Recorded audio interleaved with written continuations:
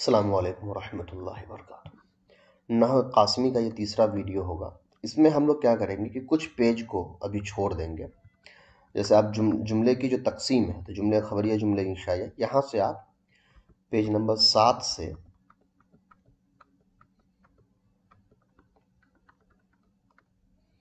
आ जाइए आप सीधा यहाँ।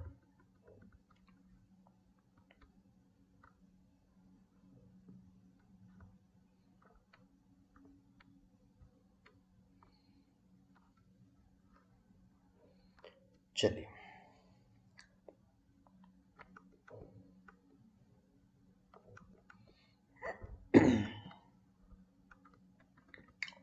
असल किस्म इस किताब की जो तरतीब है वो बहुत ज़्यादा बदली हुई है और उसको मैं एक मिनट चेक कर लेता हूँ। पेज नंबर 7 से पेज नंबर 19 तक इसको अभी आप छोड़ दीजिए। उसको मैं थोड़ा आगे करके पढ़ाऊँगा आपको। जब आगे चल के हम थोड़ा सा नहव के बारे में कुछ बातें और जान लेंगे, तब जा कर के वापस सभी जुमले पे आएंगे। अभी स्टार्टिंग में, शुरुआत में जुमला पढ़ना मुनासिब नहीं है।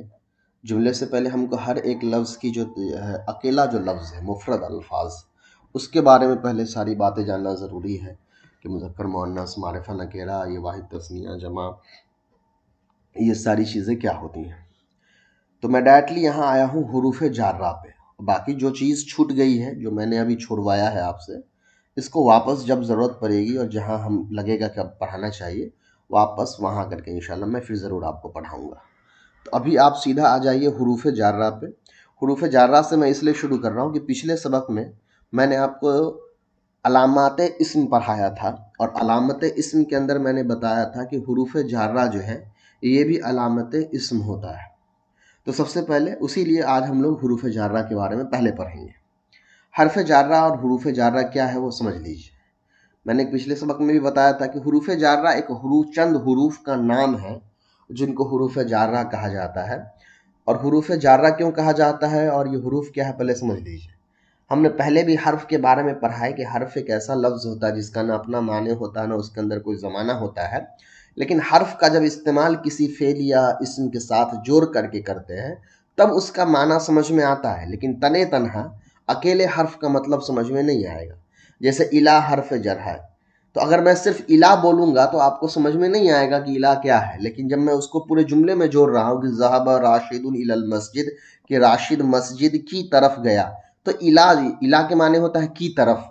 तो की तरफ अब समझ में आ रहा है। अगर मैं पहले सिर्फ बोलता की तरफ तो आपको समझ में नहीं आता, लेकिन जब मैं बोल रहा हूँ राशिद मस्जिद की तरफ गया, तब आपको की तरफ का सेंस समझ में आ रहा है, मतलब समझ में आ रहा है। तो ये होता है हर्फ। हर्फ जार्रा क्या होता है? हर्फ जार्रा अरबी में 17 हर्फ है जिनको हर्फ जार्रा कहा जाता है। इनका काम होता है जेर देना।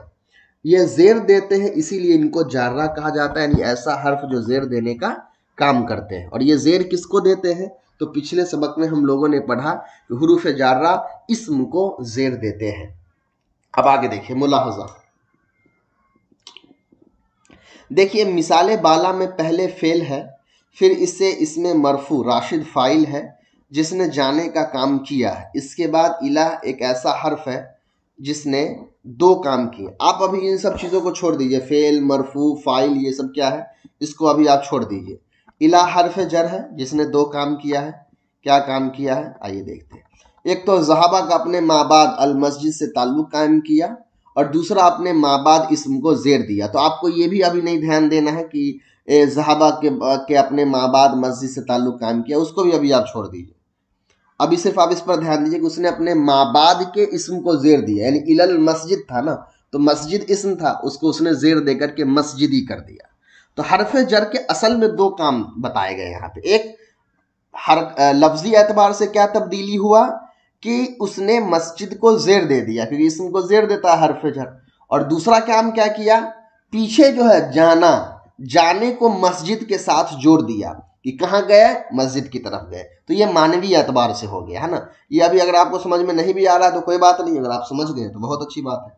अब हरफ जार्रा की जो पूरा डिटेल है वो देख लीजिए। पहला है बा, मिन, अन, इला, हत्ता, फी, ली, व, त, काफ, अला, रुब्बा, मुंजु, मुज, मुंजु, खला, हशा, अदा, ये सारे हरफ जर हो गए। अब देखिए तारीफ। वो हुरूफ है जो इस्म पर दाखिल होकर इस्म को जर देते हैं और इस इस्म को मजरूर कहते हैं। तो जिसको जर देते हैं वो क्या कहलाता है? मजरूर। जैसे मान लीजिए अला हर्फ जर है और रजुलुन इस्म है, अला को मैंने रजुलुन पर लगा दिया तो इराब हो गया अला रजुलिन। तो रजुलिन को हम क्या कहेंगे? मजरूर। मजरूर मतलब जिसको जर दिया गया हो। तो रजुलुन को जर दिया गया ना हला हर्फ जर की वजह से, इसलिए रजुलिन हो जाएगा मजरूर। बाकी जो फायदा है उसको भी अभी आप छोड़ दीजिए, जो तरकीब है इसको भी अभी आप छोड़ दीजिए। फिर जुमले इस्मिया वाला जो मिसाल है इसको भी आप स्किप करके आगे आ जाइए। बयान आमिल और मामूल इसको भी अभी आप छोड़ दीजिए, ये भी मैं आपको आगे समझाऊंगा। मुरक्कब गैर मुफीद, अब सीधा आप यहाँ आ जाइए। अब समझिए कि इस किताब को मैंने कैसे पढ़ाया है। मैंने शुरू में आपको जुमले के बारे में बता दिया कि जुमला दो तरह का होता है, मुरक्कब मुफीद और मुरक्कब गैर मुफीद। मुरक्कब मुफीद की जो दो किस्में थी, जुमले इस्मिया और जुमले फेलिया, वो मैंने मुकम्मल तौर पे अभी छोड़ दिया, इस पर आपको ध्यान नहीं देना है। अब हम पढ़ रहे हैं मुरक्कब गैर मुफीद। तो मुरक्कब नाकिस वाला जो जुमला है उसको हम अभी पढ़ने जा रहे हैं, ठीक है, और अभी उसी को हम इंशाल्लाह पढ़ेंगे। मुरक्कब गैर मुफीद की तकसीम। मुरक्कब गैर मुफीद की तीन किस्में हैं। पहला मुरक्कब इजाफी, दूसरा मुरक्कब बिनाई, तीसरा मुरक्कब मनासब। अच्छा, इसमें मुरक्कब गैर मुफीद की एक किस्म और ऐड कर लीजिए, एक होता है मुरक्कब तौसीफी, ठीक है, वो भी हम बताएंगे, आगे चल के पढ़ेंगे क्या होता है। तो मुरक्कब इजाफी, मुरक्कब बिनाई, मुरक्कब मनासब, मुरक्कब तौसीफी, मुरक्कब अददी, और भी बहुत सारे होते हैं, यहाँ बुनियादी तौर पर तीन लिखी गई है। मुरक्कब इजाफी की मिसाल सिर्फ देख लीजिए, मैं फिर पूरा समझाता हूँ मुरक्कब इजाफी क्या होता है। यहां से पढ़ लेते हैं फिर हम समझते हैं बोर्ड पे क्या होता है। मुरक्कब इजाफी की मिसाल, फुतिहा बाबुल हुजरती, कमरे का दरवाजा खोला गया। मुलाजा मिसाल बाला में एक इस्म बाब को दूसरे इस्म हुजरा की तरफ ऐसी निस्बत नाकिसा हो रही है जिससे पहले इसमें एक खुसूसियत पैदा हो गई है। यानी दरवाजा तो बहुत सी चीजों, अलमारी, मदरसा वगैरह का होता है, लेकिन दूसरा इसमें लाने से मालूम हुआ कि यहाँ कमरे का दरवाजा मुराद है और किसी का नहीं। यही खुसूसियत के माने में है। पहले इसम को मुजाफ और दूसरे को मुजाफ इलैह कहते हैं। इराब आगे देखो, मैं सिर्फ अभी पढ़ दे रहा हूं, मैं फिर समझाऊंगा, आप घबराएं नहीं। तारीफात, मुजाफ वो इसम है जिसके दूसरे इसम की तरफ निस्बत नाकिसा हो। मुजाफ इलैह वो इसम है जिसकी तरफ किसी दूसरे इसम की निस्बत नाकिसा हो। मुरक्कब इजाफी, मुरक्कब वो है जो मुजाफ मुजाफ इलैह से मिलकर के बना हो। फायदा इजाफत, मुजाफ में कुछ न कुछ खुसूसियत पैदा हो जाती है। मुरक्कब इजाफी का आमिल के साथ जुड़ा हुआ होना।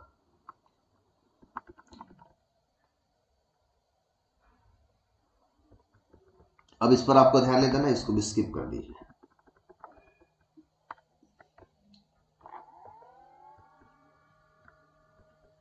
चलिए, अब पहले समझ लीजिए मुरक्कब इजाफी के बारे में, फिर हम दूसरी चीजें पढ़ें। पहली बात समझ लीजिए कि मैं बार बार बहुत सारी सफ़ों को स्किप क्यों करा रहा हूं, मैं क्यों कह रहा हूं अभी छोड़ दीजिए। देखिए मसला क्या हो रहा है कि पुराने ज़माने में जो किताबें नहव सर्फ की लिखी जाती थी वो एक ही तरतीब के साथ लिखी चली जाती थी। तो उसकी वजह से ऐसा होता था कि बहुत सारी ऐसी चीज़ें होती हैं जो बाद में पढ़ानी चाहिए वो पहले ही पढ़ा दी जाती थी। तो बच्चों के लिए समझना बहुत मुश्किल हो जाता था। हम लोग ने भी खुद वैसी ही किताबों से पढ़ा है कि जहाँ बहुत सारी चीज़ें पहले पढ़ा दी जाती थी जो हकीकत में बाद में पढ़ानी चाहिए थी। तो इसीलिए हम लोग को बहुत मुश्किल होता था। तो मैंने जितनी चीज़ें अभी आपको छोड़ने को कहा है, ऐसा नहीं कि मैं उसको पढ़ाऊंगा नहीं, पहले की सारी चीज़ें जब आप पढ़ लेंगे तो वापस में फिर जब वहां जाकर के आपको पढ़ाऊंगा तब आपको जाकर के सारी चीज़ें समझ में आएगी। देखिए जैसे अगर मैं आपको नहव, जैसे मान लिया कि अगर ये नहव कासमी कोई ऐसा बच्चा है जिसने नहव कासमी पहली नहव की किताब पढ़ी है और उसकी पहली नहव की किताब नहव कासमी है, अब उसको मैं पहले दिन से ही जुमला पढ़ाना शुरू कर दूं, जुमला ये है, मुरक्कब जुमला इस्मिया ये है, तरकीब ये है, और ये फेल है, ये फाइल है, ये मरफू मंसूब है, वो बच्चा कुछ नहीं समझ सकता है क्योंकि उसके लिए वो सब कुछ नया है। तो शुरुआती में ये चीजें डाल देने से नुकसान ज्यादा होता है। ये जो नहव कासमी है ये किताब शुरुआती किताब नहीं है, लेकिन चूंकि मैं ये मान के चल रहा हूं कि हो सकता है कुछ लोग ऐसे हो जो इसको पहली बार में ही पढ़ रहे हैं, इसलिए मैं आपको सारी चीजें पढ़ाना चाह रहा हूं। तो जिन्होंने भी नहव कासमी लिखी है इसका मतलब नहीं उनको नहीं आता है, लेकिन उन्होंने चूंकि ये किताब पहली क्लास के लोगों के लिए नहीं लिखा है, वो ये मान के चल रहे हैं कि नहव की 2-3 किताबें आपने पहले से पढ़ रखी है, इसको आप मजीद मालूमात के लिए बस पढ़ रहे हैं, इसीलिए इस तरतीब के साथ लिखी गई। तो अब जैसे जुमले इस्मिया मैंने छुड़वा दिया, जुमले फेलिया मैंने छुड़वा दिया है, और भी फेले लाजिम फेले मुतादी जो सफ़ात है वो मैंने छुड़वाया, इसलिए कि वो सब मैं अलग से आपको बाद में पढ़ाऊंगा। मुरक्कब इजाफी से पढ़ने से पहले भी हमें 2-3 चीज़ें और पढ़नी चाहिए थी, लेकिन वो कोई बात नहीं है, वो हम बाद में पढ़ लेंगे या इसी के साथ पढ़ लेंगे। मुरक्कब इजाफी पहले समझ लीजिए कि मुरक्कब इजाफी होता क्या है।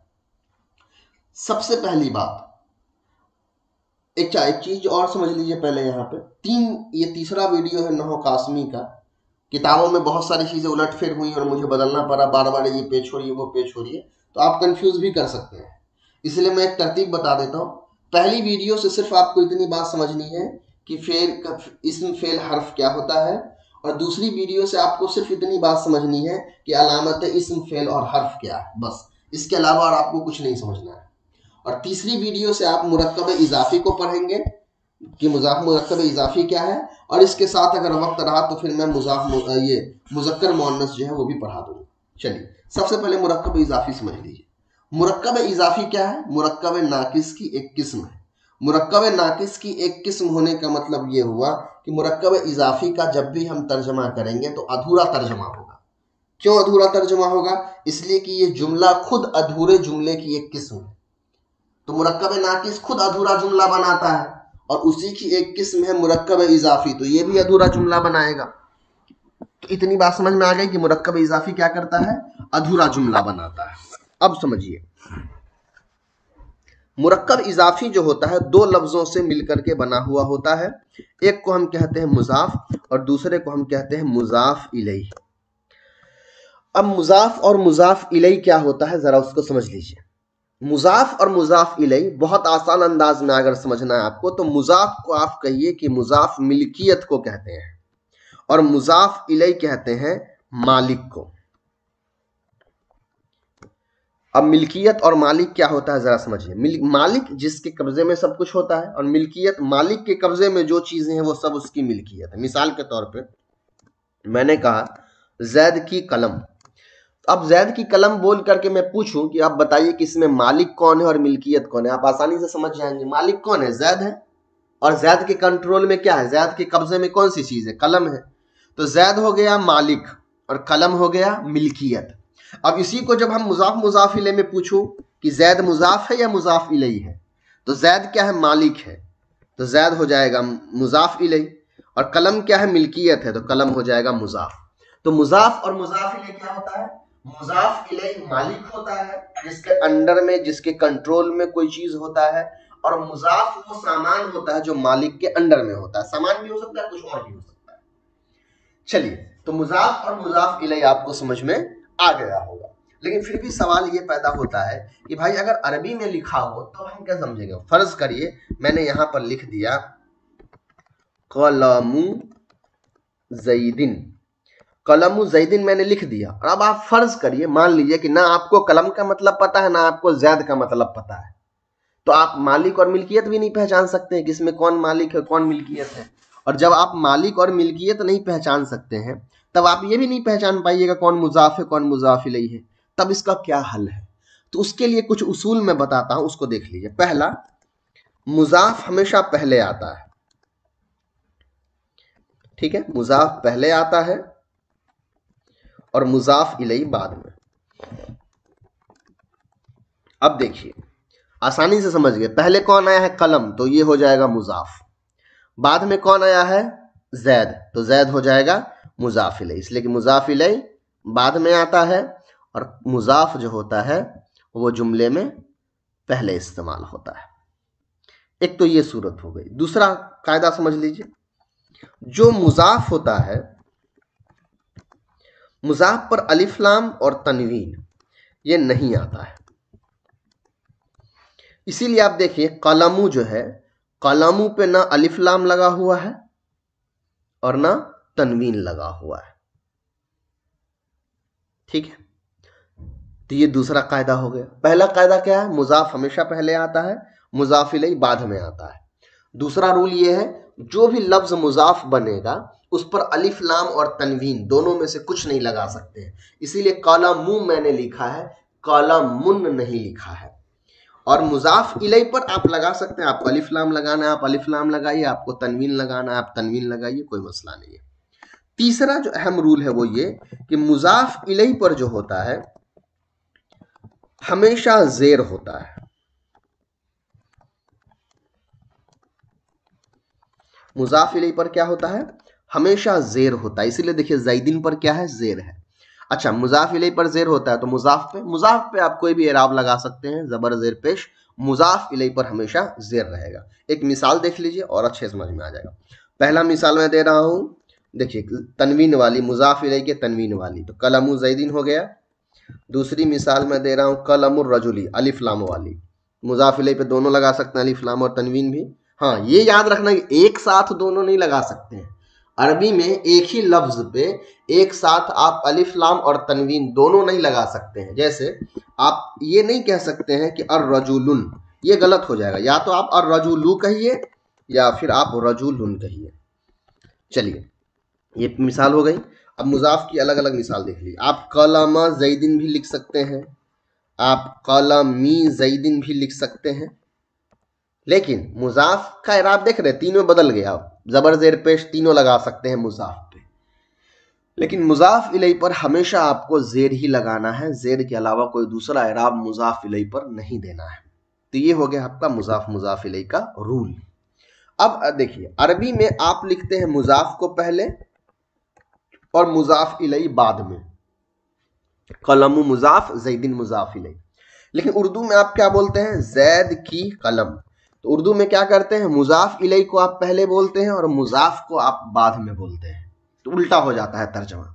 तो आज हमने क्या समझा मुजाफ मुजाफ इलैहि के सिलसिले में, मुजाफ मुजाफ इलैहि के सिलसिले में हमने जो बातें समझी वो ये कि मुजाफ मुजाफ इलैहि ये दो हिस्से होते हैं मुरक्कबे इजाफी के। मुजाफ मिल्कियत होता है, मुजाफ इलैहि मालिक होता है। मुजाफ अरबी में पहले आता है और उर्दू में बाद में आता है। मुजाफ इलैहि अरबी में बाद में लिखते हैं लेकिन उर्दू में पहले लिख देते हैं। मुजाफ पर अलिफ लाम और तनवीन नहीं लगा सकते हैं, जबर जेर पेश लगा सकते हैं कोई भी इराब। मुजाफ इलैहि पर आप तनवीन भी लगा सकते हैं, जबर जेर ये अलिफ लाम भी लगा सकते हैं, लेकिन उसका इराब जो होता है वो हमेशा जेर रहेगा। मुजाफ इलैहि पर कभी भी आप जबर या पेश नहीं लगा सकते हैं। ये बात कायदा, इतनी बात अगर आप याद रखेंगे मुजाफ मुजाफ इलैहि के बारे में आपको सारी चीजें समझ में आ जाएगी। तो चलिए, ये था आपका मुरक्कबे इजाफी। अब समझिए कुछ बातें और समझ लीजिए जो ज्यादा जरूरी है। उसको खैर अभी मेरे हिसाब से चलिए उसको मारिफा नकेरा वाले में ही समझेंगे, यहां समझने की जरूरत नहीं। अब आ जाइए इस्म की किस्म जिन्स के एतबार से, ठीक है। जिन्स के एतबार से इस्म की दो किस्में होती, एक होता है मुजक्कर जो कि हम मर्द को कहते हैं, और एक होता है मुअन्नस जो कि हम औरत को कहते हैं। तो मुजक्कर और मुअन्नस, मुजक्कर हो गया मर्द, मुअन्नस हो गया औरत। अब अरबी में मुअन्नस की जो अलामत है, कैसे पहचानेंगे कि कौन सा लफ्ज मुअन्नस है, उसको जरा देख लीजिए। मुअन्नस की पहली अलामत है जिस लफ्ज के आखिर में ताए मरबूता या ताए तानीस लगी हुई हो वो लफ्ज मुअन्नस होगा। जैसे सलातुन, इमरातुन, ज़कातुन, ये सारे के सारे लफ्ज मुअन्नस है। क्यों मुअन्नस है? क्योंकि इन सब के आखिर में ताए तानीस लगी हुई है। दूसरी अलामत मुअन्नस की है अलिफ ममदूदा, सॉरी अलिफ मकसूरा।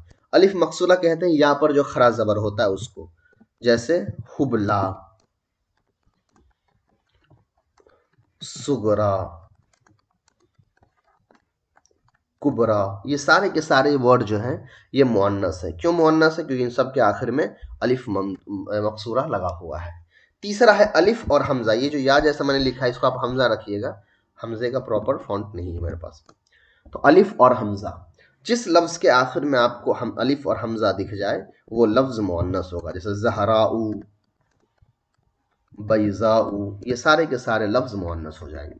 तो मुअन्नस की ये तीन अलामत हो गई। गोलता अगर आखिर में है किसी लफ्ज के तो वो मुअन्नस है, यहाँ पर खरा ज़बर है किसी लफ्ज के आखिर में तो वो मुअन्नस है, और अलिफ और हमजा किसी लफ्ज के आखिर में है तो वो मुअन्नस है। तो मुअन्नस की जो ये तीन अलामत है, गोलता, यहाँ पर खरा ज़बर और अलिफ और हमजा, इन तीनों अलामत को हम कहते हैं मुअन्नस क़यासी। मुअन्नस कयासी। कयासी का मतलब होता है अंदाजा लगाया हुआ, नापा हुआ। तो ये तीनों मुअन्नस की अलामत जो है चूंकि लफ्जों में मौजूद होती है तो हम नाप करके समझ जाते हैं, अंदाजा लगा करके समझ जाते हैं कि हाँ ये मुअन्नस है, इसलिए ऐसे लफ्ज को कहा जाता है मुअन्नस सिमाई, सॉरी कयासी। एक लफ्ज होता है मुअन्नस सिमाई। मुअन्नस सिमाई का मतलब सुना हुआ मुअन्नस, यानी उस मुअन्नस के अंदर इन तीनों अलामत में से जो गोलता या पर खरा ज़बर अलिफ ममदूदा अलिफ मकसूरा, इन तीनों में से कोई भी अलामत उस लफ्ज पर मौजूद नहीं होता है, उसके बावजूद भी वो मुअन्नस होता है। क्यों? क्योंकि हम उसको सुन करके मुअन्नस मान लेते हैं। अब सवाल है किससे सुन लेते हैं? तो अहले अरब से सुन करके उसको हम मुअन्नस मानते हैं। तो मुअन्नस सिमाई के अंदर पहला आता है औरतों से मुताल्लिक लफ्ज। औरतों से मुताल्लिक लफ्ज, औरतों से मुताल्लिक जो लफ्ज है जैसे उम्मुन माने माँ, बिन्तुन माने बेटी, अरूसुन माने दुल्हन, ये तीनों लफ्ज पे देखिए गोलता अलिफ ममदूदा या अलिफ मकसूरा नहीं है, उसके बावजूद भी ये तीनों लफ्ज क्या है? मुअन्नस है। क्यों मुअन्नस है? क्योंकि ये तीनों मुअन्नस सिमाई है। मुअन्नस सिमाई की कौन सी किस्म है? औरतों से मुताल्लिक लफ्ज। दूसरा मुल्कों के नाम, जैसे मिस्र, शाम, रोम, ये सारे के सारे लफ्ज मुअन्नस हो गए। और तीसरा है जिस्म के वो हिस्से जो जोड़े में हो, यानी कि दो दो हो, जैसे यदुन माने हाथ, ऐनुन माने कान, रिजुलुन माने पैर, उज़नुन माने कान, ये सारे के सारे लफ्ज मुअन्नस हैं। क्यों मुअन्नस है? क्योंकि जिस्म के ये वो हिस्से हैं जो जोड़ों में होते हैं, दो दो होते हैं। ठीक है, तो ये तीनों हो गई। तो आपको समझ में आ गया मुअन्नस दो तरह के हैं, मुअन्नस सिमाई, मुअन्नस कयासी। मुअन्नस सिमाई वो मुअन्नस जिसमें मुअन्नस की कोई अलामत नहीं होती है, हम सुन करके मुअन्नस मानते हैं, उसमें आता है गोलता अलिफ हमजा और या पर खरा ज़बर, सॉरी उल्टा हो गया ना। मुअन्नस सिमाई वो मुअन्नस है जिसको हम सुन करके मुअन्नस मान लेते हैं, मुअन्नस की कोई भी अलामत उसमें नहीं होती है। मुअन्नस सिमाई के अंदर कितनी किस्में हैं? पहला, औरतों से मुताल्लिक जो लफ्ज है वो मुअन्नस सिमाई है। दूसरा, मुल्कों के जो नाम है वो मुअन्नस सिमाई है। और तीसरा, बदन के वो हिस्से जो दो दो हैं वो सारे के सारे मुअन्नस सिमाई हैं। और मुअन्नस कयासी क्या होता है? मुअन्नस कयासी वो मुअन्नस है जिसमें मुअन्नस की अलामत लफ्जों में मौजूद होती है, जैसे गोलता होना, अलिफ ममदूदा या अलिफ मकसूरा होना। तो पूरी बात का खुलासा ये है, इस्म की जिन्स के एतबार से दो किस्में, एक मुजक्कर एक मुअन्नस, मुजक्कर मर्द मुअन्नस औरत। मुअन्नस की दो किस्में हो गई, मुअन्नस सिमाई और मुअन्नस कयासी। मुअन्नस सिमाई वो मुअन्नस जिसमें मुअन्नस की अलामत लफ्जों में मौजूद ना हो, हम सुन करके उसको मुअन्नस मानते हो। और मुअन्नस कयासी वो मुअन्नस जिसमें मुअन्नस की अलामत लफ्जों में मौजूद होती है। ठीक है, चलिए अब आइए मुजक्कर की अलामत। तो मुजक्कर की कोई भी अलामत मौजूद नहीं है। जो लफ्ज मुअन्नस नहीं है, ना वो मुअन्नस कयासी है ना मुअन्नस सिमाई है, वो सारे के सारे लफ्ज मुजक्कर हैं। इसमें एक चीज और याद रखना है बस, कि कोई ऐसा लफ्ज है जो सिर्फ मुजक्कर के लिए बोला जाता है, जैसे खलीफा, तलहा, अल्लामा। अगर ये सारे लफ्ज चूंकि मुजक्कर के लिए सिर्फ बोले जाते हैं और इन सारे लफ्ज में मुअन्नस की अलामत मौजूद है ताए तानीस, लेकिन चूंकि ये लफ्ज मुजक्कर के लिए खास है, इसलिए ये सारे लफ्ज मुजक्कर हो जाएंगे, मुअन्नस नहीं रहेंगे। तो मुअन्नस की अलामत होने के बावजूद भी इनको हम मुजक्कर ही कहेंगे, मुअन्नस नहीं कहेंगे। अब सवाल ये पैदा हो जाएगा कि हमको कैसे पता चलेगा कि कौन सा लफ्ज मुअन्नस की अलामत होने के बावजूद मुजक्कर है? तो उसका सबसे आसान तरीका है कि आपको पता नहीं चलेगा, आपको यह पता करना पड़ेगा कि यह लफ्ज इस्तेमाल किसके लिए होता है, इस लफ्ज का तर्जुमा क्या है। चलिए, मुजक्कर मुअन्नस हो गया। कल इंशाअल्लाह मैं आपको नह कासिम के अंदर ही, यहाँ पर तो सीधा फिर मुरक्कब बिनाई शुरू हो गया है, तो इसको भी हम स्किप करेंगे, छोड़ देंगे। और आगे मैं देख लूँ आगे क्या है। पूरा अरबी का अदद मादूद वगैरह सब अभी यहीं पे लिखा हुआ है, ये मुश्किल हो जाएगा शुरू में सबको पढ़ना। चलिए,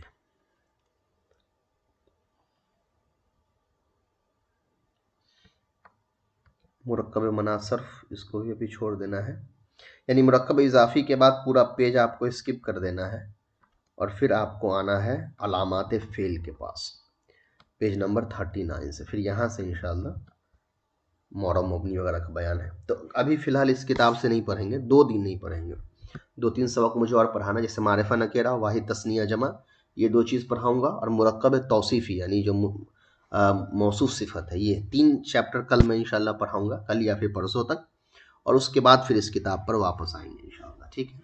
अस्सलामु अलैकुम व रहमतुल्लाह।